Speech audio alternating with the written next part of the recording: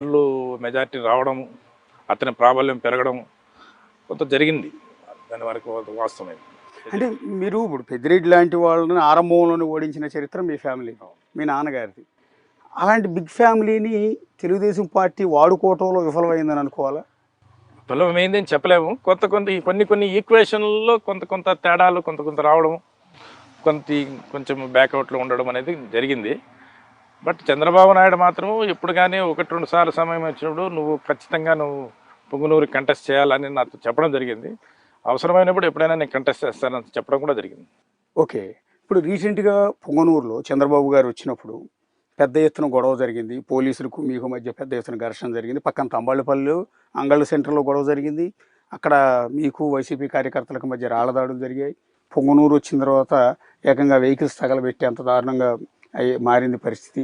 ఎందుకు ఆ పరిస్థితి వచ్చిందండి ఆ రోజు? అంటే అది పూర్తిగా వైఎస్ఆర్సీపీ పార్టీ వాళ్ళు ఇక్కడున్న మంత్రే దాన్ని రెచ్చగొట్టే పరిస్థితికి వచ్చింది. ఎందుకంటే చంద్రబాబు నాయుడు ఒక ప్రతిపక్ష నాయకుడిగా పుంగనూరు టౌన్లోకి రాకూడదని ఏ ఏ దీంట్లో ఉంది? ప్రతిపక్ష నాయకుడు ఎక్కడైనా తిరగచ్చు, ఎక్కడైనా పోవచ్చు. వారం ముందే నీకు షెడ్యూల్ ఇచ్చినారు.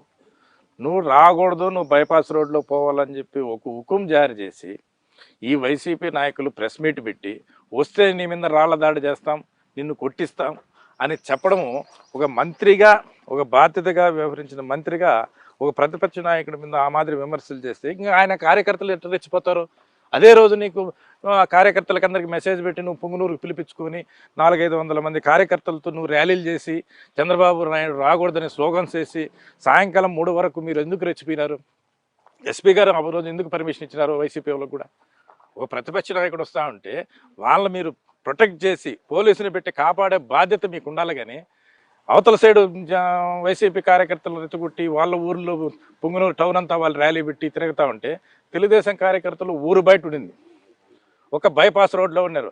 అక్కడ పోలీసు రావడం, వీళ్ళ మీదకి లాఠీలు చార్జ్ చేయడం, అక్కడ వైఎస్ఆర్ కార్యకర్తలు చూస్తూ ఉండడం, ఇవన్నీ ఒకదానికి ఒకటి వాళ్ళు రెచ్చగొట్టి ఘర్షణ చేసి వాళ్ళు రాళ్ళేసి మా మీద కేసులు పెట్టి లేనిపోని తప్పుడు ఊహాగానాలందరికీ జనాల్లో పంపించి తెలుగుదేశం వాళ్ళు గలాటాలు చేసినారని, తెలుగుదేశం వాళ్ళు దీన్ని పేల్చేసినారని, దాంట్లో వైసీపీ కార్యకర్తలు పూర్తిగా వాళ్ళ హ్యాండ్ ఉంది అని చెప్పి నేను తెలియజేస్తాను. అంటే అప్పుడు పోలీసులు ఇచ్చిన స్టేట్మెంట్